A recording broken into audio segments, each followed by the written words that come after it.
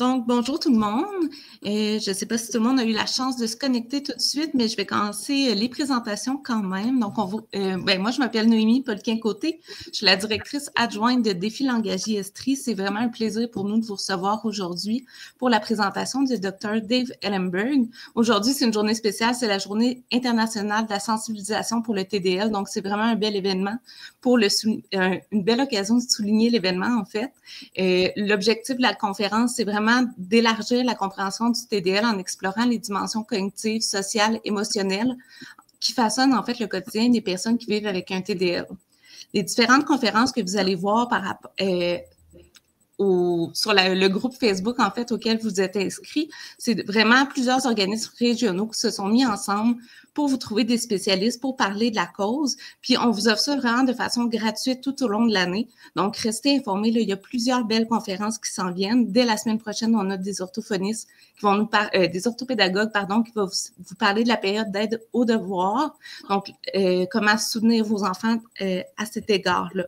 Donc, je vous dérange pas plus longtemps. En fait, je vais vous laisser dans les bonnes mains, en fait, de Dr. Dave Ellenberg, qui va vous présenter sa présentation. Puis simplement vous dire, pour la période de questions, on va vraiment les garder à la fin. Donc, on a 15 minutes allouées pour ça.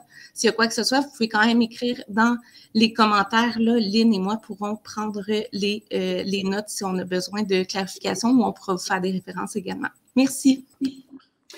Et j'aimerais en profiter justement parce que Dr. Dave Ellenberg est neuropsychologue, mais aussi il y a aussi une participation à la clinique Santam et aussi enseignant à l'Université de Montréal. Donc, nous sommes très chanceux de pouvoir bénéficier de son expertise et comptons beaucoup sur lui pour nous éclaircir sur différents points qui, j'en suis convaincue, seront répondus aujourd'hui. Donc, on vous laisse entre les mains du Dr. Ellenberg. Go, la scène est à vous. Bonjour tout le monde, vraiment un grand plaisir de parler d'un sujet qui me tient à cœur, le trouble développemental du langage, que je connais depuis un bon bout de temps. Ça fait 25 ans que je suis neuropsychologue, que je pratique en neuropsychologie, que je rencontre des jeunes, des adolescents, des adultes qui ont un trouble développemental du langage. C'est sûr qu'à travers les années, on sait, c'est quelque chose qui a eu plusieurs noms, hein? Trouble primaire du langage, trouble spécifique du langage, dysphasie. Donc, je regarde le trouble développemental du langage de deux perspectives. De la perspective du clinicien, donc qui connaît le cerveau, les neurosciences, qui étudie le comportement humain, qui a évalué beaucoup de jeunes, de personnes de différents âges avec un trouble développemental du langage, mais aussi de la perspective du chercheur universitaire. J'ai aussi un programme de recherche, je suis professeur à l'Université de Montréal. Mon programme porte sur le cerveau humain, le développement du cerveau humain, sa résilience. Et donc, c'est vraiment d'une perspective scientifique et d'une perspective clinique aujourd'hui que j'aimerais peut-être, avec vous, voir s'il y a une autre façon de réfléchir au TDL.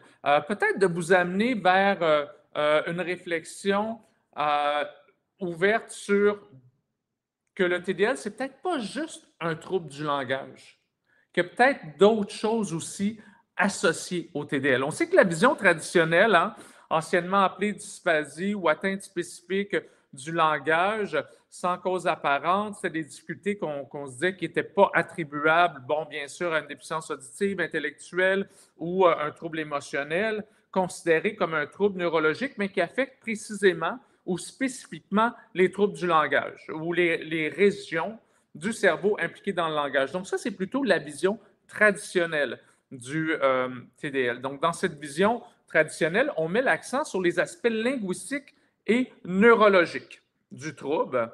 Et évidemment, alors, pour la prise en charge, c'était une approche qui est basée sur une rééducation qui est ciblée, qui cible les compétences verbales. Et ça, je vous dirais que c'est encore la vision qu'on a aujourd'hui, comme étant un trouble linguistique primaire d'origine neurobiologique, neurologique, avec des interventions qui, principalement, vont cibler le langage. Mais pour moi, il y a des limites. Il y a des limites à cette vision. C'est une vision qui ne tient pas compte, en fait, d'une littérature scientifique très importante qui indique que les gens avec un trouble du langage ont très souvent mais majoritairement d'autres troubles concomitants, d'autres difficultés, d'autres défis qui arrivent en même temps, que ce soit sur le plan cognitif, donc des fonctions exécutives, on va en parler, de la motricité également, des enjeux émotionnels, de la régulation des émotions, des enjeux sociaux aussi. Et c'est certain que les parents, les intervenants sont conscients de ces enjeux-là, mais souvent les perçoivent comme découlants ou secondaires aux troubles du langage. C'est parce que je ne comprends pas bien que j'ai des difficultés de socialisation. C'est parce que je ne comprends pas bien que je peux vivre une agressivité. C'est parce que j'ai du mal à exprimer mes émotions. C'est encore le langage qui est un frein à différents facteurs cognitifs. Mais si, à la place, en plus évidemment de ces enjeux-là qui sont tout à fait réels, mais si à la place, parallèle ou de façon concomitante, le trouble du langage était aussi associé à certaines difficultés cognitives, sociales et émotionnelles. Mais là, ça nous amènerait à revoir le trouble du langage comme une entité qui nécessite, oui, des interventions au niveau du langage, mais également des interventions en parallèle qui vont considérer les besoins globaux de l'enfant sur le plan cognitif. Donc, une rééducation cognitive, sociale, émotionnelle, qui cible aussi ces enjeux-là comme des enjeux primaires et pas secondaires au langage. Mais pourquoi? La question qu'on peut se poser, c'est comment ça se fait que depuis qu'on parle du trouble du langage, depuis qu'on parle de la dysphasie, on met toujours l'accent sur le langage en premier. Et ce n'est pas surprenant, parce que, bien sûr, comme parents, la première chose, évidemment, nos premières attentes par rapport à notre enfant, par rapport au développement de notre enfant, mais c'est les premiers mots. Hein? On s'entend que chaque parent anticipe grandement de voir son enfant, d'entendre son enfant pouvoir dire papa, maman, ses premiers mots, converser, échanger. On veut échanger avec notre enfant, on veut interagir avec l'enfant. Et dans le développement, les premières choses en parallèle avec les premiers pas, ramper, se lever, marcher, bien, c'est la parole. La parole prend une très grande place. Donc, aussitôt que nos attentes par rapport au développement du langage ne sont pas rencontrées, bien, tout de suite, c'est ce qu'on voit en premier, c'est ce qui nous saisit. Et bien sûr, c'est l'endroit où on va diriger toute notre attention et nos efforts. Donc, en effet, un enfant qui a 1 an et demi, qu'on voit qu'il n'atteint pas les jalons, les attentes au niveau langagier, c'est tout à fait normal qu'on ait cherché de l'aide des experts en langage, des orthophonistes pour évaluer, pour intervenir, pour rééduquer, pour soutenir, outiller les parents. Et donc, au travers de cette évolution-là, il se peut qu'un enfant rencontre les critères du trouble développemental du langage. Mais à partir de ce moment-là, ce qui se passe, souvent, c'est qu'on met principalement l'accent sur le langage et peut-être qu'on oublie les autres enjeux concomitants qui sont peut-être pas toujours secondaires au langage. Et en effet, il y a une littérature scientifique qui augmente de plus en plus, qui grandit de plus en plus, qui nous dit qu'il y a d'autres dimensions au trouble développemental du langage. La dimension cognitive, on va en parler, qui touche les fonctions exécutives, je vais les définir, je vais les expliquer, qui touche les capacités attentionnelles, qui touche les capacités motrices, mais aussi les émotions et les capacités sociales. Et pourquoi? Bien, vous savez, ici, on a une représentation là, graphique du cerveau humain. On peut percevoir quelque chose d'emblée qui peut être intéressant. C'est si on regarde la région bleue en avant, le lobe frontal, on va voir que dans le lobe frontal, il y a plusieurs choses qui sont des atteintes concomitantes au trouble du langage. Oui, il y a les aires langagières bien connues dans le frontal gauche pour la plupart des gens, préfrontal, mais il y a aussi les fonctions exécutives. inhibition, flexibilité mentale, planification, organisation, juste à côté des arts langagières.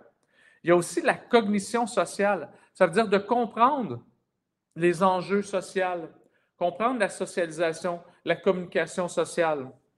Mais il y a également la régulation des émotions. Comment je gère mes émotions, comment je mets un frein sur ma réactivité, ma surréactivité émotionnelle. Il y a aussi l'attention qui inclut la mémoire de travail, me concentrer sur une longue période de temps, ignorer les distracteurs et les praxies, c'est-à-dire certaines habiletés motrices. Et tout cela, c'est dans la région frontale.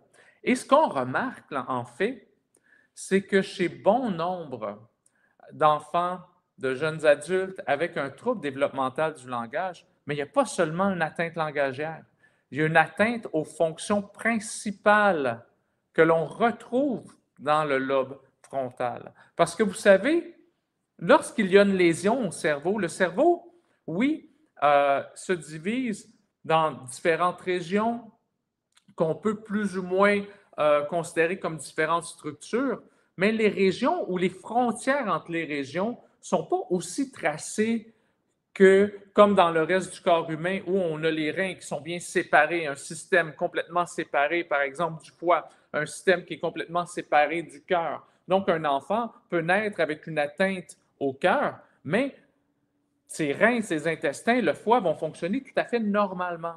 Alors que dans le cerveau, lorsqu'il y a une atteinte, ces atteintes-là ont tendance à être beaucoup plus diffuses et donc ne vont pas être circonscrits à un territoire cortical très spécifique, donc juste le territoire du langage ou juste le territoire de l'attention. Et donc, quand on voit ce portrait-là d'atteinte langagière qui correspond au profil du trouble développemental du langage, ce que la littérature nous montre en imagerie, entre autres, c'est que c'est un territoire cortical qui est beaucoup plus vaste qui est atteint. Justement, un territoire cortical qui implique ces autres fonctions-là. Et c'est pour cette raison-là qu'il est important de repenser au trouble développemental du langage comme étant quelque chose qui englobe aussi d'autres fonctions. Et de cette façon-là, comme je l'ai dit, bien, ça l'exige qu'on repense également nos stratégies de soutien et d'intervention. Donc, regardons ensemble les dimensions cognitives du trouble développemental du langage. Donc, qu'est-ce qui accompagne aussi notre enfant qui a des difficultés, notre enfant, notre adolescent, l'adulte qui a aussi des difficultés langagières? Bien, on sait que tout ce qui est l'exécution des mouvements, la coordination, l'organisation des mouvements qui sont impliqués dans la planification des tâches, l'exécution des gestes complexes sont atteints. Des études indiquent que jusqu'à 70 à 80 % des personnes avec un trouble développemental du langage ont aussi des atteintes praxiques, donc au niveau de la planification, de l'organisation, de la coordination motrice, qui sont significatifs. C'est-à-dire, l'écriture peut être plus difficile, plus lente, plus ardue, dessiner, découper. Et évidemment, mais ça peut toucher les aspects plus global, de motricité globale, comme jouer au ballon, faire du vélo aussi.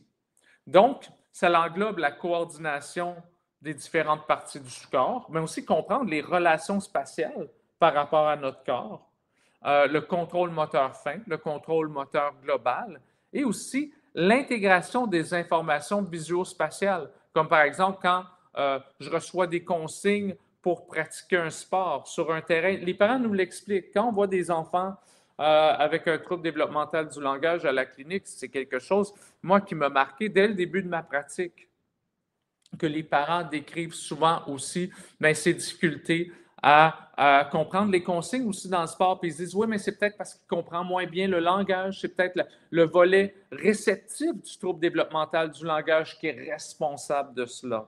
Certes, en partie, oui, si on a une atteinte réceptive, mais au-delà de cela, on réalise que les repères visuospatiaux, l'orientation dans l'espace, diriger son corps dans l'espace quand on joue au soccer peut aussi être atteint. Donc, ça va au-delà des mots. Hein? Et on voit ces atteintes praxiques-là qui sont aussi saillantes, qui sont significatives et qui peuvent avoir un impact sur la vie du jeune. Donc, quand on parle d'un trouble d'organisation qui touche la motricité, bien évidemment, c'est difficulté à planifier, exécuter des séquences de gestes, difficulté à anticiper le résultat d'une action, difficulté à synchroniser des actions. Donc, on voit tout cela, ce sont des gestes au-delà des mots, au-delà de la compréhension langagière. Difficulté à coordonner plusieurs parties du corps en même temps. Difficulté à modifier un programme de moteur en cours. Mais évidemment, ça a un défi dans quelque chose qui est super important pour le développement des enfants, pour le développement affectif, cognitif, social, mais ça cause un défi important dans les sports et les loisirs. Hein? Donc, saisir les regroupements, les enchaînements de mouvements, comprendre des concepts, les relations spatiales temporelles, comme je l'avais mentionné. Donc, ça, c'est un volet cognitif qui est très, très significatif. Un deuxième volet cognitif, là, évidemment, qui a un impact sur l'apprentissage, qui a un impact sur comment on traite l'information, comment on comprend l'information, comment on gère l'information, mais ce sont l'ensemble des fonctions exécutives. Hein? Les fonctions exécutives, ultimement, nous permettent d'organiser, de planifier, de prendre des décisions, de résoudre des problèmes, mais aussi de contrôler nos impulsions et nos émotions. Vous allez voir, je vais parler de fonctions exécutives froides et chaudes. Les premières fonctions exécutives, les fonctions exécutives froides, sont liées au traitement de l'information. Et à la base, il y a vraiment 3 piliers des fonctions exécutives qui sont responsables après cela des capacités supérieures exécutives. Donc, un chef d'orchestre qui contrôle l'inhibition, la mémoire de travail et la flexibilité cognitive et sur lesquels vont dépendre les capacités supérieures exécutives comme la planification, la régulation des émotions et l'activation. Et donc, si on regarde ces 3 piliers-là, les études encore nous indiquent que jusqu'à 90% des enfants avec un trouble développemental du langage ont des atteintes aux 3 piliers des fonctions exécutives. Donc, flexibilité mentale, flexibilité cognitive, ici, inhibition, mémoire de travail. Et donc, c'est important de comprendre à quoi servent ces fonctions-là, hein? Ces fonctions-là qui sont à la base là, de tout, sur quoi, évidemment, les autres fonctions exécutives supérieures sont construites. Donc, la flexibilité cognitive, c'est notre capacité de changer notre plan en cours de route parce qu'on voit qu'on n'était pas tout à fait efficace, de s'adapter au changement, de se poser des questions, de formuler des hypothèses. Donc, évidemment, d'élaborer, de formuler un plan d'action, d'anticiper, de sélectionner un but. Mais des fois, pour anticiper, pour s'adapter, pour s'ajuster, mais il faut aussi avoir un contrôle sur l'inhibition. Le contrôle sur l'inhibition, mais c'est un frein. Hein? Des fois, on est tellement habitué de faire les choses de façon automatique. Là, il faut prendre un pas de recul, il faut freiner, il faut porter une réflexion, il faut contrôler nos impulsions. Il faut sélectionner les actions appropriées, résister aux distractions, maintenir notre concentration sur un objectif et filtrer donc les informations qui ne sont pas pertinentes, les inhiber. Et enfin, il y a la mémoire de travail. Donc, la mémoire de travail, c'est pas la même chose que notre mémoire à long terme. Hein? La mémoire de travail, ça se passe sur quelques secondes, 1 minute, 2 minutes. C'est une petite quantité d'informations, 7, 8 éléments qu'on maintient dans notre tête. Donc, c'est de l'information qu'on garde dans la tête à un moment donné, hein, et de l'information qu'on va traiter. Comme par exemple, lorsqu'on veut résoudre un problème en mathématiques, on a les nombres dans notre tête qu'on doit additionner, soustraire et après ça multiplier. Et là, je fais la tâche mentale d'arriver avec mon produit final. Donc, ça, c'est de la manipulation mentale. C'est de la mémoire de travail. C'est l'information que je garde vive dans ma mémoire vive. Hein, et que je manipule. C'est la même chose que je dois utiliser. Je fais appel à cette mémoire de travail-là si je veux comprendre ce que je lis également. Quand je fais de la lecture, je dois maintenir en tête l'information que je viens tout juste de lire, en même temps que je fais de la lecture, et j'anticipe ce qui va venir, puis je fais des liens au fur et à mesure. Donc, encore là, c'est de la mémoire de travail. Donc, ça sert à maintenir temporairement l'information, la manipuler, l'actualiser, une mise à jour hein, au fur et à mesure que je solutionne mon problème mathématique, je mets à jour l'information, puis j'additionne les nouveaux chiffres. J'organise dans ma tête cette information-là. J'établis des priorités, je gère le temps. Donc, ces trois piliers-là, selon un modèle neuroscientifique bien connu, qui est le modèle de Miyake, en fait, est à la base des fonctions exécutives supérieures, donc de planification, d'organisation, de prise de décision. Ça dépend de ces trois choses-là. Mais aussi, c'est responsable des capacités d'attention. La plupart d'entre vous, peut-être plusieurs d'entre vous le savez déjà, pardon, mais le trouble du déficit de l'attention est en fait un trouble des fonctions exécutives. Parce qu'être capable de se concentrer, de porter attention sur une longue période de temps, mais ça requiert la flexibilité cognitive, l'inhibition, la mémoire de travail, l'attention sélective aussi, l'attention divisée. Donc là, on vient de couvrir notre base. Et justement, bon, là, ici, je vais plus en détail. Je vous ai déjà expliqué un peu, là, c'était quoi l'impact de l'inhibition, de la flexibilité cognitive et de la mémoire de travail. Mais donc, en fait, ce qu'on voit, c'est qu'ensemble, ce sont les bases des fonctions exécutives qui sont nécessaires pour les fonctions supérieures. Donc, fonctions exécutives supérieures, mais c'est planifier, hein? Organiser nos actions pour atteindre un but. Ça repose sur la mémoire de travail. Prendre des décisions, donc un processus d'évaluer les options, choisir la meilleure solution, mais ça dépend de la flexibilité cognitive, de l'inhibition. Résoudre des problèmes, donc analyser, trouver une solution, mais ça dépend de la mémoire de travail parce qu'il faut garder en tête l'information pertinente, mais de la flexibilité cognitive. Donc, regarder différentes options, être flexible entre ça et aussi, comme j'ai mentionné, l'attention soutenue. Donc, maintenir la concentration sur une tâche pendant une longue période de temps. Ça dépend, c'est quelque chose qui s'appuie et qui dépend grandement de la mémoire de travail et de l'inhibition. Mais aussi le raisonnement logique, l'abstraction, qui sont des fonctions exécutives supérieures. Donc, c'est notre capacité de réfléchir de façon abstraite, hein, de faire des liens logiques, donc de connecter différentes idées. La mémoire de travail, elle est cruciale pour cela. Nos capacités d'organisation, donc de structurer efficacement nos pensées, notre environnement, nos tâches. Hein, ça dépend de la planification, la planification dépend de la mémoire de travail, de l'inhibition, comme on a dit. L'anticipation, donc prévoir les événements à venir, s'adapter, ça repose sur la planification et la flexibilité cognitive. Faire plusieurs tâches en même temps, donc gérer plusieurs tâches en même temps, alterner d'une tâche à l'autre. Encore là, ça dépend de la flexibilité cognitive et autres. Donc, vous pouvez voir comment les fonctions cognitives supérieures, les fonctions exécutives supérieures, ainsi que l'attention, dépendent de ces trois piliers-là. Ces trois piliers-là que j'ai mentionnés, donc inhibition, flexibilité, mémoire de travail, sont atteintes, comme on a montré, à différentes intensités, chez jusqu'à peu près 90% des enfants avec un trouble développemental du langage. Et donc, ce sont des atteintes qui sont parallèles au trouble développemental du langage et qui ne sont pas causées par le trouble développemental ou par les conséquences langagères ou les altérations ou l'atteinte au système langagier. Donc, c'est vraiment quelque chose qui est en parallèle. Et là, qui a vraiment des conséquences importantes qui découlent de façon importante sur un ensemble de processus cognitifs.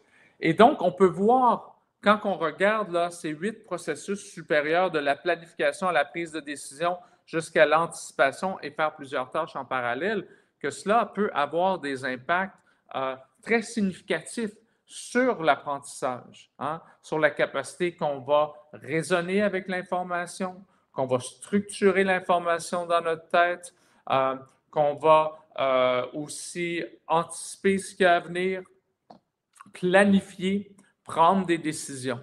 Et donc, au-delà du langage, les atteintes exécutives significatives que l'on retrouve chez les personnes qui ont un trouble du développement du langage, un trouble développemental du langage, peuvent avoir un impact significatif. Mais avant de parler des stratégies à la maison, j'aimerais mentionner une dernière chose. Comme clinicien, comme neuropsychologue, il y a quelque chose que j'ai observé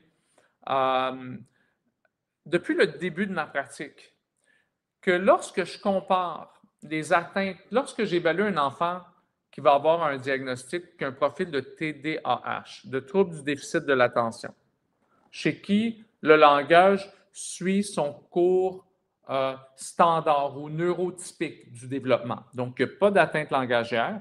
Et là, je suis devant un jeune ou un profil chez qui on voit seulement donc, le trouble du déficit de l'attention avec évidemment une atteinte des fonctions exécutives, parce que je vous ai dit, c'est la même chose. Hein.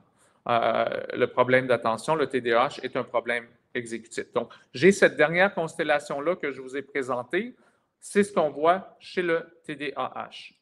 Mais quand j'évalue ces enfants-là et je regarde la gravité ou la sévérité de leur atteinte, j'ai toujours remarqué que les enfants qui obtiennent un diagnostic de trouble développemental du langage ont en fait des atteintes plus importantes, plus sévères ou plus graves des capacités d'attention et des capacités exécutives que les enfants avec le TDAH seulement.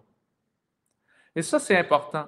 Et j'ai trouvé dans la littérature scientifique récemment que c'est quelque chose qui est documenté, que ces atteintes cognitives au niveau de l'attention et au niveau des fonctions exécutives sont non seulement présentes et indépendantes du langage chez les personnes avec un trouble développemental du langage, mais la littérature aussi est venue appuyer cette observation clinique, cette constatation clinique que j'ai faite depuis plusieurs années, c'est qu'en fait, les atteintes sont plus importantes. Donc, raison de plus de vraiment d'avoir une attention particulière sur ces capacités-là. Donc, de mettre en place des stratégies à la maison, des stratégies en classe qui sont orientées, pas juste sur le langage, mais sur les fonctions exécutives. Donc, d'avoir cette attention-là particulière. Donc, les routines à la maison, des routines plus structurées. Donc, d'aider le jeune à créer un emploi du temps, des horaires fixes, à utiliser des aides visuelles aussi, par exemple. L'utilisation de rappels pour organiser l'information, décomposer les consignes en plus petites tâches. C'est quelque chose qu'on a tendance à faire pour les enfants qui ont un trouble développemental du langage, mais aussi de le faire dans une perspective encore là où, au niveau des fonctions exécutives, c'est quelque chose qui est plus ardu pour eux. Et là, à travers différents jeux aussi, travailler les capacités cognitives comme l'inhibition, par exemple, favoriser la flexibilité cognitive également des enfants encore là, en introduisant des changements graduels, en variant des routines pour pouvoir trouver être flexible à ce changement-là et pouvoir aussi trouver des solutions alternatives à des problèmes qu'on voit fréquemment.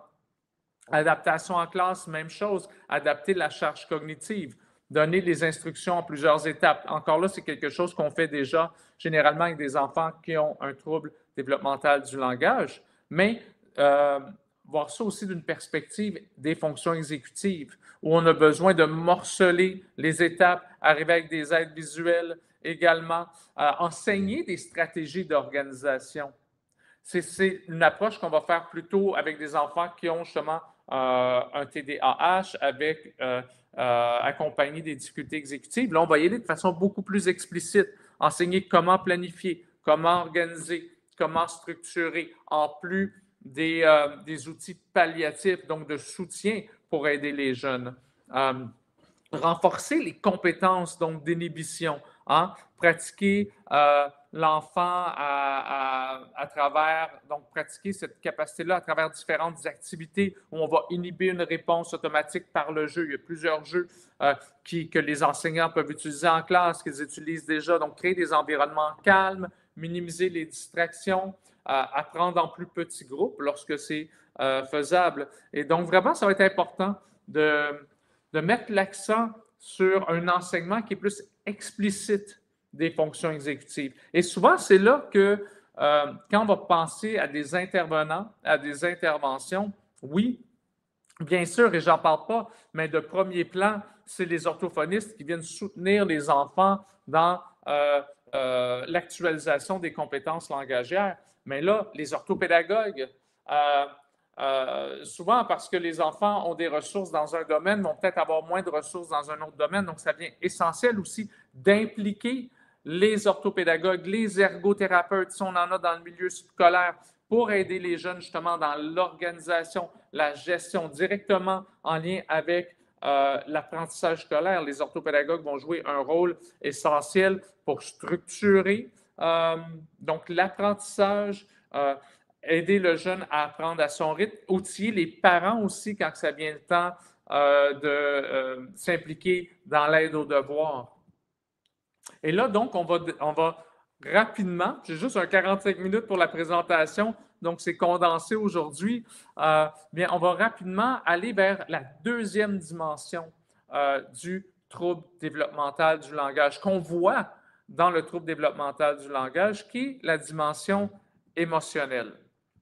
Ici, bien, c'est certain que c'est une des premières choses que j'ai constatées dans ma pratique face à des enfants avec un trouble développemental du langage, là, plusieurs années, c'est que c'était souvent, pas toujours, mais souvent accompagné avec des enfants qui vont vivre une grande frustration, parfois de l'agressivité, parfois de la colère. Je me rappelle au début de ma pratique, au début des années 2000, bien, parfois des parents consultaient pas à cause d'un trouble du langage, mais à cause de problèmes de comportement et de comportement agressif.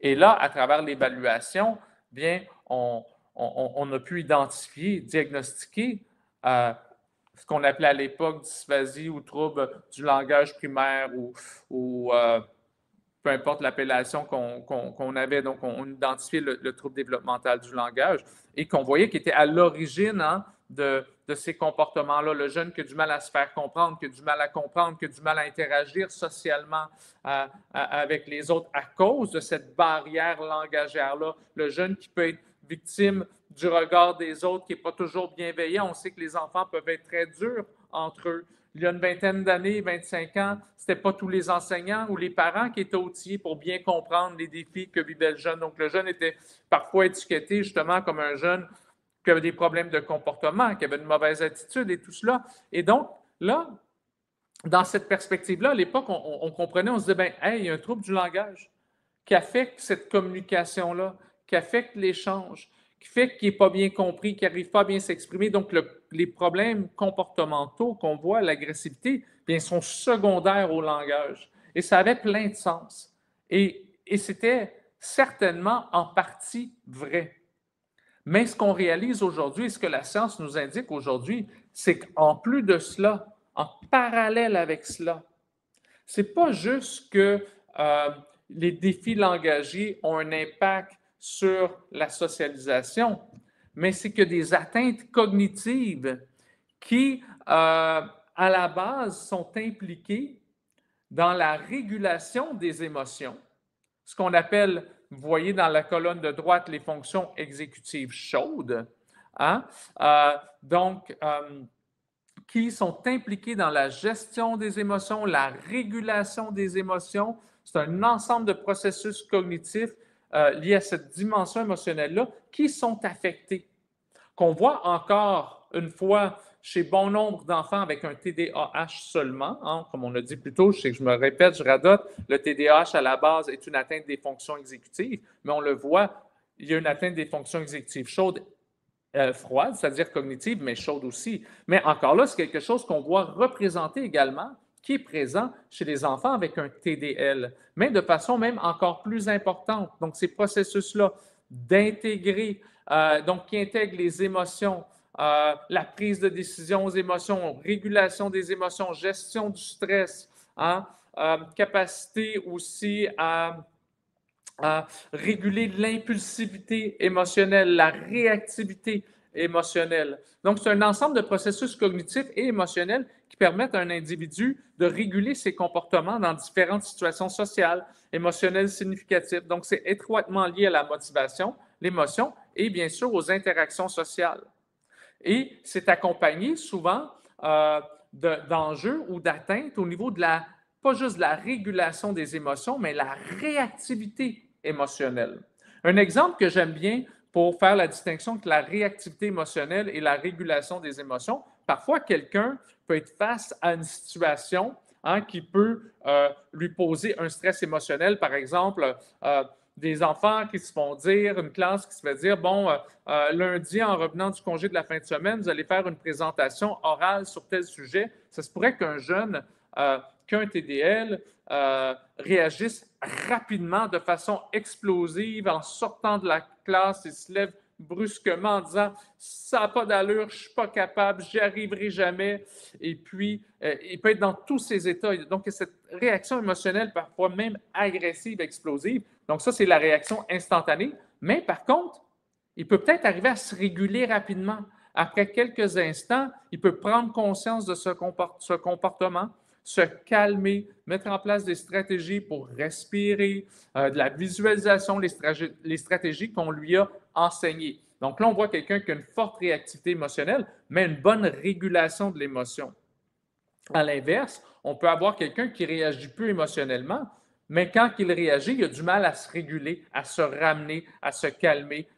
Donc, et souvent, ce qu'on voit chez des enfants avec un trouble développemental du langage, on a à la fois des enjeux au niveau de la réactivité émotionnelle liés à l'impulsivité, donc aux troubles qu'on a mentionnés plutôt d'inhibition, et aussi de régulation des émotions. Et donc, encore là, c'est deux choses qu'il faut spécifiquement travailler.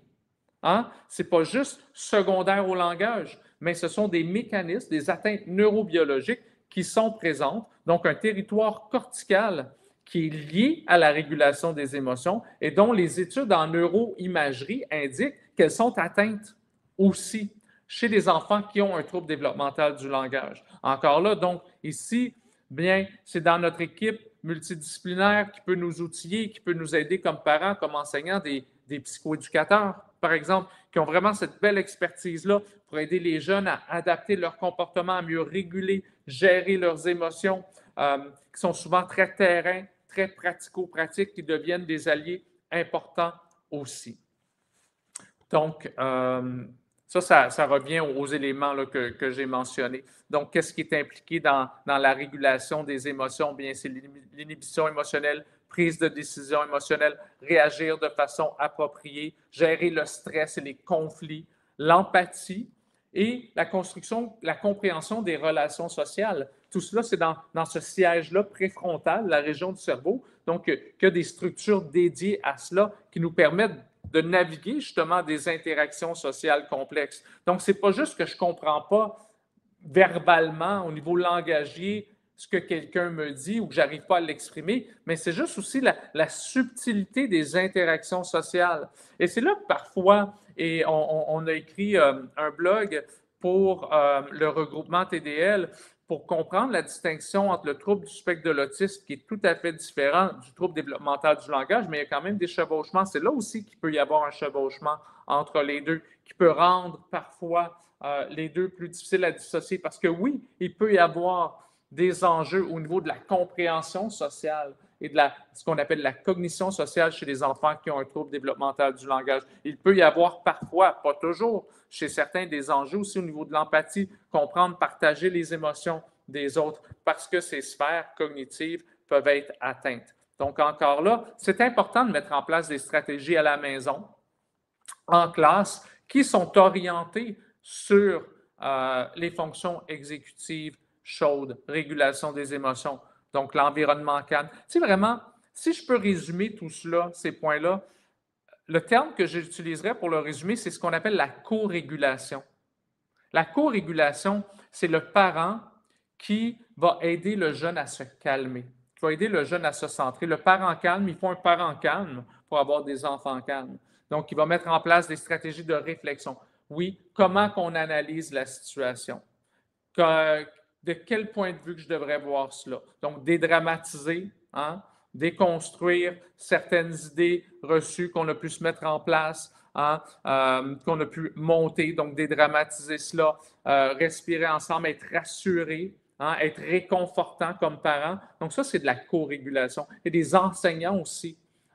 On sait que les enseignants qui ont une attitude de co-régulation, ce partage émotionnel-là, empathique avec les enfants, surtout des enfants avec un trouble d'apprentissage, un TDAH, qui ont une atteinte des fonctions exécutives chaudes, ou les enfants avec un TDL, qui ont aussi cette atteinte-là, mais ça a un grand impact, un impact significatif. Hein? Dans la co-régulation, il y a le point 5, modéliser le comportement émotionnel, le parent, donc qui montre quel comportement, comment réagir. C'est quelque chose qui va permettre à l'enfant de comprendre aussi et d'avoir ce miroir-là. Après cela, encourager l'autonomie dans la prise de décision, ainsi de suite. Aussi, pour la classe, évidemment, la présentation va être partagée, donc vous pourrez avoir accès là, et lire cela plus attentivement. Mais avant qu'on se quitte, j'aimerais parler de la dimension sociale, justement, qui est très liée avec la dimension qu'on vient de parler. Donc, les troubles des fonctions exécutives peuvent aggraver les difficultés, peuvent causer, en fait, aggraver les difficultés de socialisation qui sont rencontrées à la base dans le trouble développemental du langage, mais peuvent être aggravées à cause des atteintes exécutives, à cause des régions du cerveau frontal qui sont en lien avec la cognition sociale. Donc, comme on disait plus tôt, difficulté à comprendre les indices socio-verbaux, mais aussi non-verbaux. Hein? On mise beaucoup, on dit souvent, pour les enfants qui ont un trouble développemental du langage, d'y aller, oui, absolument, avec des schémas visuels, des indices non-verbaux, mais aussi, sur le plan social, on sait qu'il y a une atteinte au niveau de la pragmatique sociale non-verbale. Donc, difficulté à interpréter les intentions des autres, problème à comprendre le second degré dans les blagues, oui, en lien avec, certes, l'atteinte verbale, mais aussi en lien avec l'abstraction sociale. Donc, manquer de flexibilité dans les interactions sociales, d'adaptabilité sociale et un manque de retenue, cette impulsivité-là aussi. Hein? Gérer les émotions dans les interactions sociales, planifier, organiser les interactions, anticiper les conséquences sociales de ces actions également. Donc, ce sont un ensemble de défis sociaux que des enfants avec un trouble développemental du langage peuvent manifester. Et donc, il y a un ensemble de stratégies encore là qu'on peut mettre en place, donc modéliser les comportements prosociaux. C'est quelque chose qui peut être fait encore avec les psychoéducateurs. Je pense qu'ils ont vraiment un rôle et ils peuvent grandement nous apporter. Encourager les jeux de rôle à la maison, aussi à l'école avec les psychoéducateurs. Donc, si certaines des approches qu'on utiliserait seraient, en fait, il y a un chevauchement avec les approches pédagogiques et d'intervention qu'on prendrait avec des enfants qui sont sur le spectre de l'autisme, sachant que l'enfant avec le trouble développemental du langage, je vais être très clair, là, ne pas l'ensemble des caractéristiques du TSA. Hein? Il n'y a pas l'ensemble, toutes les caractéristiques comportementales, il ne les a pas. Mais au niveau des enjeux, parfois de l'interprétation non-verbale, sociale, il peut les avoir. Et c'est là qu'on peut aller chercher un peu cette composante du coffre à outils qu'on a déjà développé auprès des enfants qui ont des difficultés avec la cognition sociale. On peut l'appliquer aussi et la mettre en œuvre avec les enfants qui ont un trouble développemental du langage. Mais évidemment, on fait ça en établissant, c'est sûr, en expliquant les règles de groupe, en prenant compte de leurs intérêts, en utilisant des signaux sociaux, en apprenant comment comprendre ces signaux non-verbaux. Et renforcer la patience, l'écoute active, travailler en plus petits groupes, offrir des retours positifs, entre autres.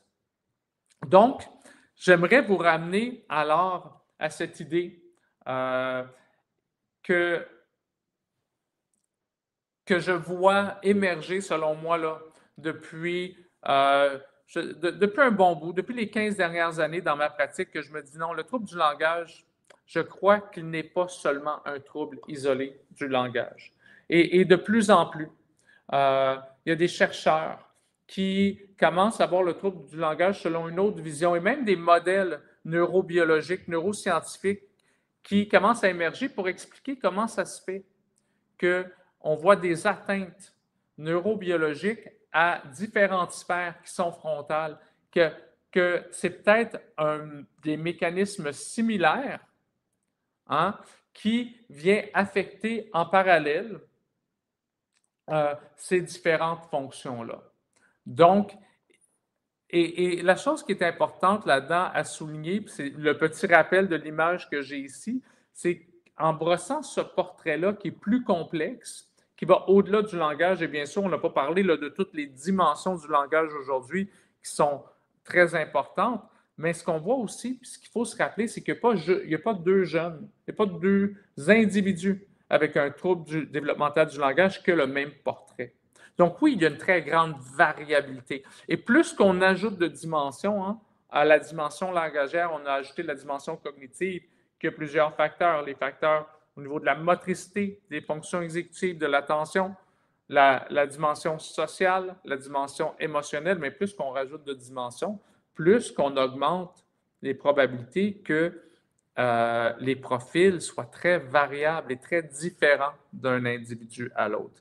De un, ce qui peut complexifier la démarche de diagnostic, mais aussi les interventions. Donc, dans un premier temps, ce que je pense qui est toujours l'essentiel, c'est d'avoir un portrait juste du jeune avec un trouble développemental du langage. Un portrait juste langagé à travers une évaluation en orthophonie qui est approfondie, un portrait juste de l'ensemble des processus cognitifs et psychosociaux à travers une évaluation neuropsychologique, encore là, qui est globale. Et après cela, pour savoir quelles sont les cibles sur lesquelles on doit intervenir, quel intervenant doit prendre part à l'équipe de soutien et c'est quoi leurs objectifs. Donc, voilà pour la présentation. Merci. Merci grandement pour votre écoute. Et puis, bien, pour moi, c'est une grande fierté là, de vous parler donc, du trouble développemental du langage aujourd'hui, en ce mois, consacré au trouble développemental du langage, en cette journée aussi très spéciale pour le trouble développemental du langage. Merci beaucoup, Dr. Hellenberg. On a eu plusieurs questions. Là, on a réussi à répondre à quelques-unes quand même pour essayer de limiter là, le temps qu'on a en fin de rencontre. Par contre, il y a des questions là, qui viennent vraiment rejoindre là, votre titre. Donc, ça peut être super pertinent de vous les poser. Là. Il y a des gens qui veulent savoir c'est à quel moment qu'on doit rencontrer un neuropsy, vers quel âge qu'on peut amener un enfant. C'est quoi les interventions qui peuvent être faites autres que le diagnostic par un neuropsychologue également. Il y a même des gens qui demandent s'ils peuvent avoir des consultations avec vous. Là. Donc, je pense que vous avez fait fureur. Là. C'est très unanime. Là. Les commentaires sont très positifs. Je vous dirais que c'est certain qu'aussitôt qu'on a des inquiétudes, qu'on voit que les premiers jalons du langage ne sont pas atteints ou sont un peu plus lents. T'sais, actuellement, là, nos bases, là, c'est les premiers mots autour de 12 mois. Hein? Mais il faut faire attention, il y a une grande variabilité. J'ai un de mes fils qui a dit ses premiers mots à 9 mois. À 14 mois, il parlait comme un petit livre ouvert. Incroyable. Mais je veux dire, c'est du jamais vu. Et mon autre fils, à 14 mois, n'avait pas encore dit un mot. Et on s'inquiétait. On s'inquiétait parce que je sais que c'est à peu près 12 mois. Et je vois l'autre qui était plus précoce. Mais finalement, celui qui a commencé à dire ses premiers mots vers 15 mois, puis vraiment les premiers mots, là, le papa, maman, là, c'était à 14-15 mois. Mais aujourd'hui, à l'âge de 7 ans, a un développement langagier qui est tout à fait normal. Donc, il faut se rappeler qu'il y a quand même une très grande variabilité dans le développement du langage. Donc, il ne faut pas s'inquiéter lorsqu'on voit qu'on se dit « Ah, mon Dieu, 13 mois, il n'a pas dit ces mots encore. » Donc, on se donne. Moi, avec Kian, le plus jeune, 14-15 mois, j'avais commencé à parler à une collègue orthophoniste. Puis, je commençais à avoir un plan de se dire « Bien, est-ce que peut-être, avant de le faire évaluer, est-ce que l'orthophoniste peut nous outiller pour l'aider dans son développement? Est-ce qu'elle peut le rencontrer? » C'est là que je commencerai. Donc, déjà à cet âge-là, suivi en orthophonie, peut-être vers l'âge de 2 ans, 2 ans et demi, si ça persiste, évaluation en orthophonie. Et j'amènerai la neuropsychologie vraiment systématiquement vers l'âge de 4 ans, 4 ans et demi. C'est essentiel, l'évaluation en neuropsychologie, et parce que parfois, ce qui apparaît comme étant un trouble du langage, parfois, dans certains cas, c'est pas commun, mais ça l'arrive, ce n'est pas un trouble du langage, malheureusement. Et ça l'arrive, on a des jeunes à la clinique qui ont eu des évaluations en orthophonie à l'âge de 3 ans, une deuxième à l'âge de 5 ans. Là, à cause des enjeux moteurs, une évaluation en ergothérapie. Et là, il est rendu à 7 ans, il est en deuxième année primaire, rien ne fonctionne, ça ne va pas bien.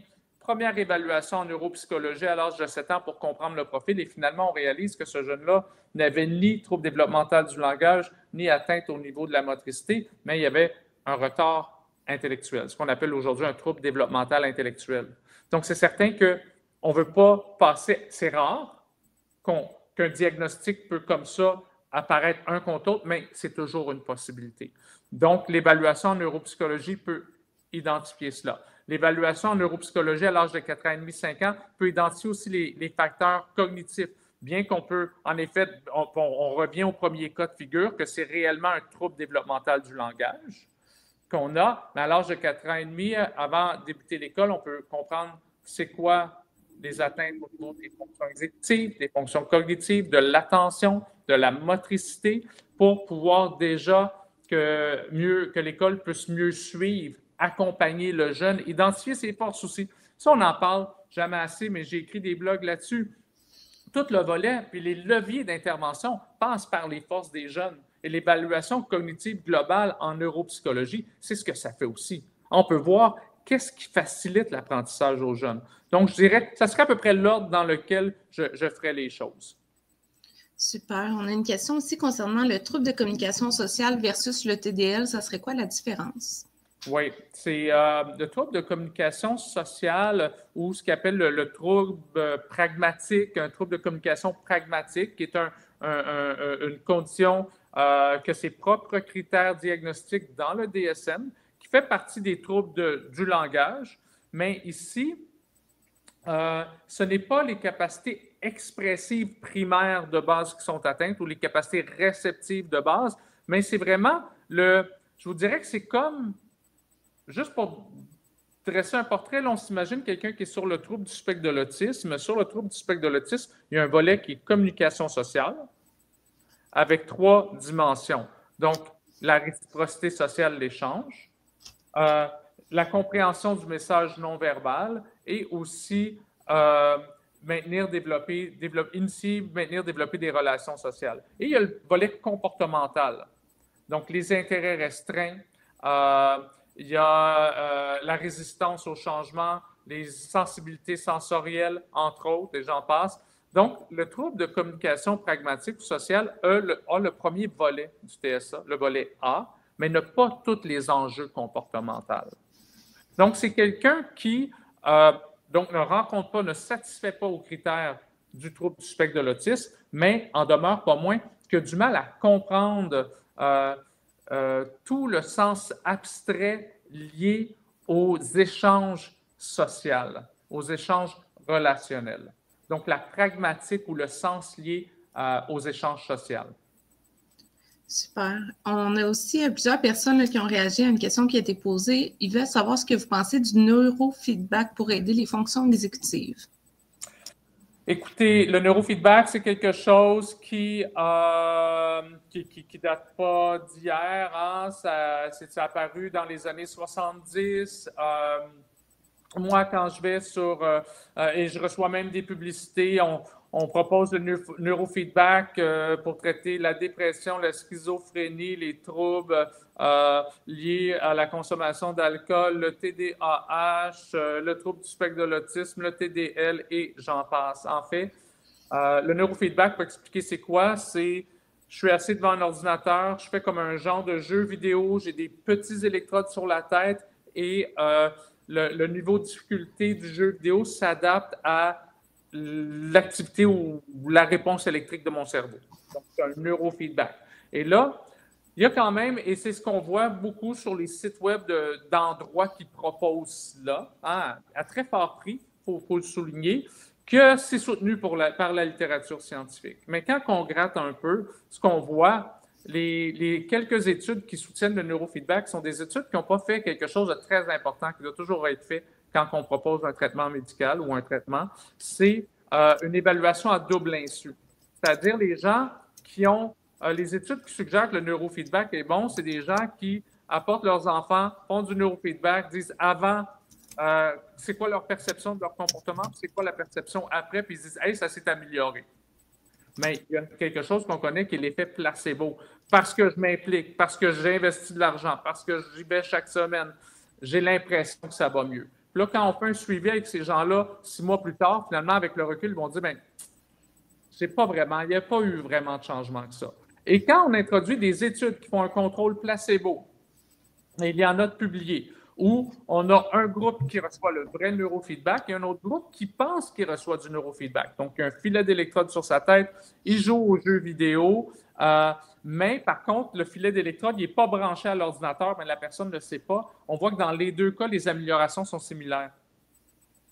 Donc, on voit que c'est un effet placebo et qui ne dure pas pour de nombreuses choses. Donc, moi, je pense que c'est quelque chose qui nécessite beaucoup de temps, beaucoup d'efforts, beaucoup d'énergie, beaucoup d'argent, souvent fait par ce qu'on voit, c'est des techniciens, des étudiants au baccalauréat ou au cégep à plusieurs endroits qui sont formés pour faire ça dans des grands centres et qui offrent le neurofeedback et qui n'ont pas tant de bienfaits. Moi, je dis aux parents, regardez, prenez ces sous-là, contactez des orthophonistes, mettez l'argent dans l'orthophonie. Donc, des gens qui sont membres d'ordre professionnel, qui sont formés sur des principes et des bases scientifiques, ou aller chercher de l'aide supplémentaire en orthopédagogie pour aider avec les fonctions exécutives. Si on parlait que le but du neurofeedback, c'était pour les fonctions exécutives, on est bien mieux avec du pratico-pratique, des orthopédagogues, des experts en enseignement et en stratégie d'enseignement qui vont aider le jeune à structurer l'information, à planifier, à organiser. Donc là, on est dans du pratico-pratique en lien directement avec ses besoins d'apprentissage. Donc, une intervention qui est personnalisée, qui est concrète. Parfait, merci. Pour peut-être la dernière question, en fait, là, on avait une question sur la cause, mais aussi sur l'évolution du TDL dans le temps. Si on peut s'attendre qu'un enfant, exemple, de 7 ans qui a des atteintes sévères ait vraiment des belles améliorations à l'adolescence, à l'âge adulte, comment ça évolue dans le temps? L'évolution, c'est ce que je vois dans ma pratique pour avoir côtoyé aussi beaucoup de gens, là, de parents, de jeunes, d'avoir vu leur évolution aussi.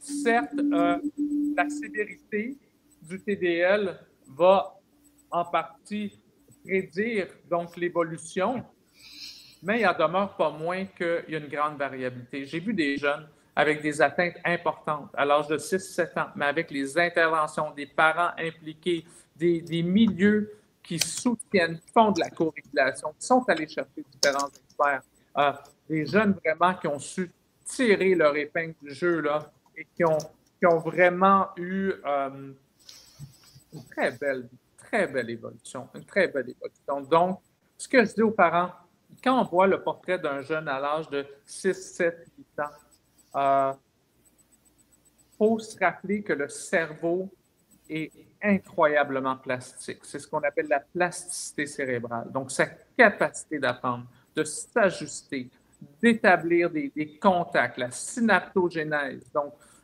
et ça se passe à travers la stimulation. Donc, je dis aux parents, vous savez quoi? Sans écœurer votre jeune, sans trop le pousser que ça devienne insoutenable pour le jeune, toujours dans le jeu, toujours dans l'échange, dans le positif, en lui donnant des pauses quand il en a besoin, en lui laissant un petit peu de lousse, mais le soutenir, l'encourager, le stimuler.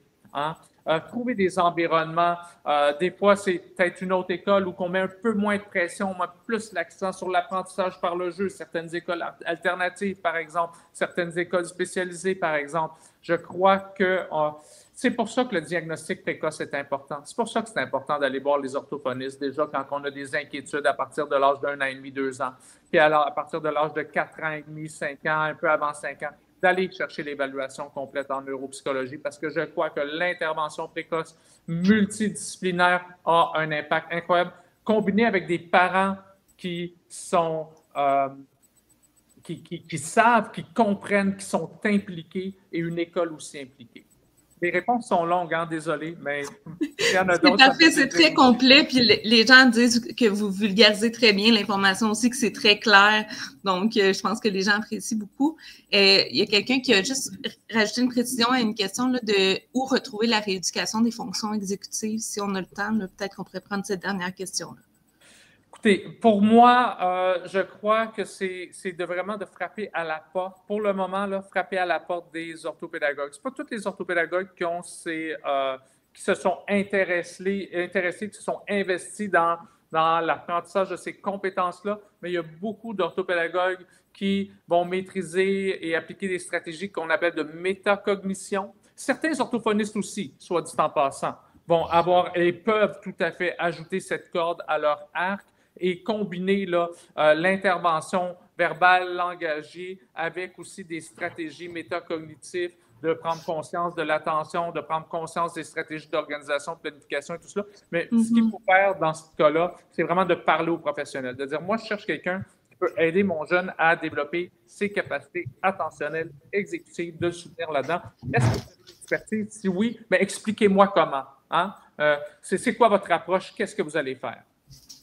Génial. Merci beaucoup pour toutes vos réponses. Je pense que j'ai quand même essayé de répondre à toutes les questions qu'on a reçues. Il y a certaines autres petites questions, en fait, qui sont vraiment plus en lien avec la compréhension, des fois, de petites choses, d'outils à mettre en place au quotidien. Fait que j'invite vraiment les gens à aller voir les organismes locaux de leur région. Si vous ne les connaissez pas, allez sur le site du regroupement TDL Québec. Vous allez avoir accès à tous les différents organismes. Puis sinon, le regroupement va pouvoir vous référer également aux bonnes ressources. Merci énormément pour votre temps, Dr. Dave Ellenberg. Honnêtement, ça a été, comme à chaque fois qu'on se rencontre, un plaisir. C'est très clair. Je pense que vous avez fait la lumière pour plusieurs personnes, en fait, aujourd'hui. Puis, si jamais il y a d'autres questions, n'hésitez pas à nous écrire aussi sur le groupe, en fait, de Facebook sur lequel vous êtes associés pour pouvoir avoir accès à la conférence. Puis, vous allez tous recevoir aussi un courriel avec le lien de présentation pour pouvoir avoir accès à la rediffusion. Lynn, je ne sais pas s'il y a autre chose, toi. Puis si je peux dire vraiment, les gens qui ont des questions par rapport à la neuropsychologie, l'évaluation, le rôle, en tout cas, nous, à la Santam, c'est quelque chose depuis 25 ans qu'on a vraiment développé cette expertise-là, cet intérêt-là. J'ai une équipe de neuropsychologues qui sont vraiment chevronnés là-dedans. Donc, si les gens souhaitent consulter, aller chercher une évaluation, c'est certain qu'on est prêt à les accueillir et les soutenir dans cette démarche. D'ailleurs, Dr. Ellenberg, nous avons partagé le lien de votre site web de la clinique Santam. Donc, si vous retournez les participants dans la section commentaires, vous pourrez le trouver. Sinon, n'hésitez pas, écrivez-nous au regroupement ou écrivez sur la page de Explorer le TDL dans le groupe dans lequel vous êtes inscrit. Il y a quelqu'un où nous allons vous répondre rapidement. Dr. Ellenberg, vous avez su répondre à plusieurs de mes questions, j'en ai encore plus pour vous, malheureusement. Cependant, je vous invite tous à aller dans la section nouvelles du regroupement TDL Québec. Nous avons partagé l'article qu'a rédigé le Dr. Ellenberg en lien avec troubles développementaux du langage, troubles du langage, TSA. Et aussi, en primeur pour tous ceux qui sont live, il y a aussi un blog qui a été rédigé tout dernièrement par le Dr. Ellenberg qui est partagé dans la section nouvelles aussi. Nous, du côté du regroupement, nous allons en faire l'annonce officielle lundi. Cependant, puisque vous êtes tous présents et live, bien, vous avez en exclusivité cet article ce blog auquel nous vous recommandons fortement de passer du temps à lire aussi. Vous avez vu, Dr. Ellenberg s'est bien vulgarisé le tout, hein, mais le blog est encore une belle contribution du Dr. Ellenberg et nous vous en remercions énormément, Dr. Ellenberg. Donc, nous vous souhaitons sur ça, à tous et chacun, une très belle journée internationale de sensibilisation sur le TDL. Portez le mauve, portez vos rubans. Et n'oubliez pas, la semaine prochaine, la 10e édition de la Semaine québécoise du trouble développemental du langage, plusieurs activités, plusieurs informations vous seront partagées. Donc, n'hésitez pas, à les consulter, oui, mais surtout à partager. Encore une fois, merci à tous d'avoir participé. Et Dr. Ellenberg, comme à l'habitude, wow! Merci à tout le monde. Vraiment un grand plaisir. Et j'espère que je vais vous retrouver dans les différentes associations et les différents regroupements, aux réunions du regroupement. Bon. D'ailleurs, je crois que je vais en profiter pour parler des 2 colloques auxquels vous serez présents. Donc, dans le bas du fleuve, malheureusement, c'est sold out. Vous ne pourrez pas y participer là. la semaine prochaine. C'est ça. Donc, le 23 octobre en live, le Dr. Lindbergh. Et aussi, pour nos collègues de Dysphasie Laurentide, il sera aussi présent live, qui est le 22 novembre. Donc, c'est plus près pour ceux qui sont dans le Grand Montréal. N'hésitez pas à vous inscrire. Je crois qu'il y a encore de la place du côté de nos collègues de Dysphasie Laurentide. Cependant, on vient de voir, Dr. Lindbergh, vous êtes très populaire, donc j'ai l'impression que tous les conférenciers, incluant vous, feraient un malheur aussi aux 2 colloques. Donc, bonne chance à vous tous et merci encore. Merci. Au revoir.